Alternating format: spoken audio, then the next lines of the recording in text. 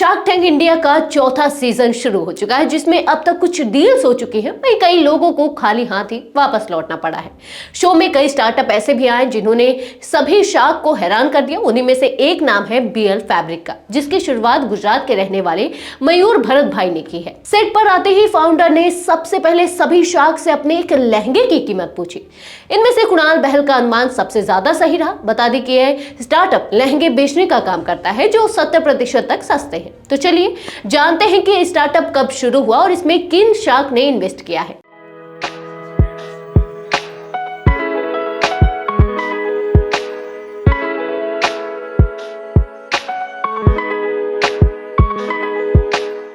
Hello and welcome back to Bizbus, where you will get all the buzz about the business.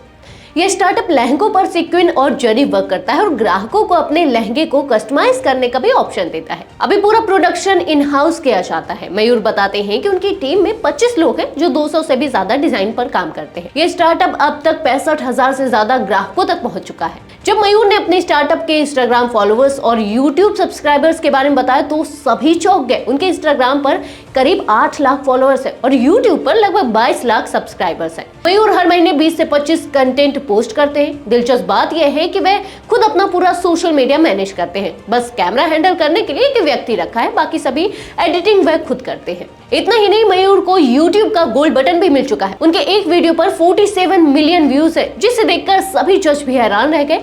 उस video पर अकेले 1.6 million likes है। यह देखकर जज काफी इंप्रेस हुए। मयूर ने 2015 में इंजीनियरिंग में ग्रेजुएशन किया और उसके बाद अपने भाई के गारमेंट्स बिजनेस में शामिल हो गए। उनके भाई का कारोबार पारंपरिक था, लेकिन मयूर ने धीरे धीरे इसे ऑनलाइन शिफ्ट किया। उनका मकसद था कि इस बिजनेस को डिजिटल माध्यम से और भी बढ़ाया जाए। 2021 में उन्होंने अपने भाई की कंपनी छोड़ दी और बीएल फैब्रिक नाम से अपनी खुद की कंपनी शुरू की। इस नई कंपनी में वह सेमी स्टिच लहंगों में डील करते हैं, जो शादी जैसे खास मौकों के लिए बहुत पसंद किए जाते हैं। मयूर का पूरा बिजनेस अब उनकी वेबसाइट के जरिए होता है और उनकी सेल्स तेजी से बढ़ रही है। इसका प्रमुख कारण यह है कि वह अपने लहंगों पर 60 से 70% तक का डिस्काउंट देते हैं, जो ग्राहकों को आकर्षित करता है। 2022 में उनकी सेल्स 1 करोड़ 42 लाख रुपए थी, जिसमें 4% मुनाफा था। 2023 में यह बढ़कर 1 करोड़ 85 लाख रुपए हो गई और मुनाफा 5% रहा। 2024 में उनकी सेल्स और भी बढ़कर 5 करोड़ 25 लाख रुपए हो गई, लेकिन मुनाफा थोड़ा कम होकर 3% रहा। लेकिन 2024 के सितंबर तक इस स्टार्टअप ने करीब 5 करोड़ रुपए की सेल्स की है, जिसमें 10% का मुनाफा हुआ है। अनुमान है कि 2024 से 25 में कंपनी का कुल रेवेन्यू 15 से 17 करोड़ रुपए तक पहुंच सकता है। मयूर का मानना है कि ग्राहकों के लिए सही कीमत और अच्छी क्वालिटी का मेलजोल वाला उनका बिजनेस मॉडल ही उनकी सफलता का राज है। इसके अलावा उनकी वेबसाइट और सोशल मीडिया प्लेटफॉर्म्स पर लगातार प्रमोशन और कस्टमर रिलेशन मैनेजमेंट पर भी खास ध्यान दिया जाता है। मयूर का लक्ष्य है कि आने वाले समय में उनकी कंपनी और भी बड़ा मुकाम हासिल करे और वह खुद को एक जानी मानी ई-कॉमर्स ब्रांड के तौर पर स्थापित करे।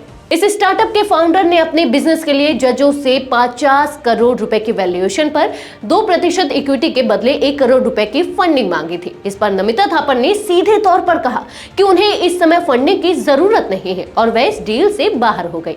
वहीं विनीता सिंह का मानना था कि यह वैल्यू गेम है, ना कि ब्रांड गेम, इसलिए वह भी इस निवेश से आउट हो गई। हालांकि रितेश अग्रवाल और कुणाल बहल ने अलग अलग 5% इक्विटी के बदले 1 करोड़ रुपए की फंडिंग का ऑफर दिया। इसके बाद अमन गुप्ता ने साफ तौर पर कहा कि वह जो डील बना रहे थे वह रॉयल्टी वाली है, इसलिए वो भी इससे आउट हो गए। आखिरकार रितेश और कुणाल ने मिलकर इस स्टार्टअप में निवेश करने का फैसला किया। दोनों ने 5% इक्विटी के बदले 1 करोड़ रुपए की फंडिंग दी, जो स्टार्टअप के लिए एक बड़ी सफलता साबित हुई।